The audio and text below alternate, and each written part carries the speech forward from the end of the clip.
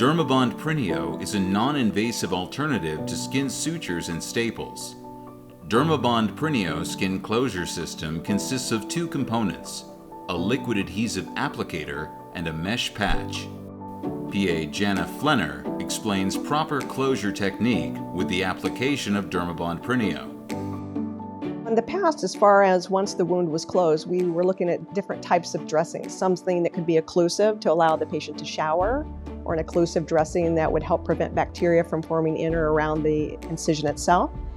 And so when we began hearing about DERMABOND PRINEO, this really did address all of those things.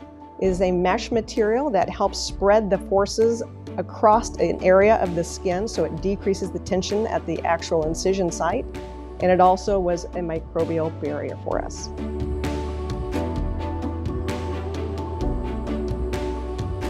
We put the knee in deep flexion and we apply the DERMABOND PRINEO. So we first apply the mesh, and then once that has been applied, then we also coat that then with our DERMABOND. The importance of having that knee flexed is because we want to mimic the skin tension as if it were already swollen. If you don't put it in flexion, what will happen is as the skin starts to stretch from swelling, the tension on the skin can cause irritation and maybe even blistering.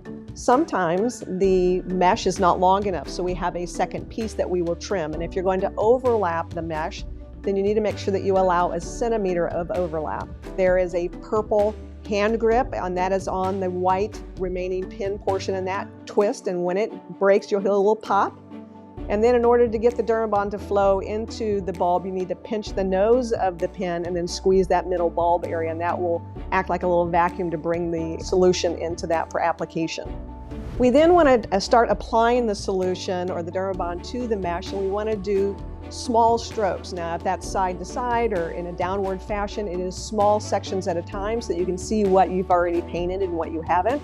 Otherwise, you'll tend to go back and forth over the mesh, and it will put a layer too thick that you don't want, and two, it'll make it difficult to know what you've covered and what you haven't covered. After you do that, then you want to thoroughly clean any of the excess solution from around the mesh, so make sure you get that cleaned off the skin. Because you need to keep in mind that the activation is actually in the mesh. So once the DERMABOND solution comes in contact with the mesh, that's what starts the activation of the drying process. And then it is approximately 60 to 90 seconds after that application for it to dry. And it is really important that you wait for that to dry before you apply any dressing over the top of that if you choose to use it.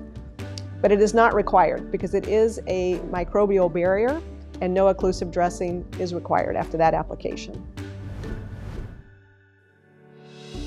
So post-operatively, before the patient goes home either that day or the following day, I review with them their post-op instructions. So they're always absolutely delighted to hear that they're able to shower. So the DERMABOND PRINEO allows that wound to be occlusive.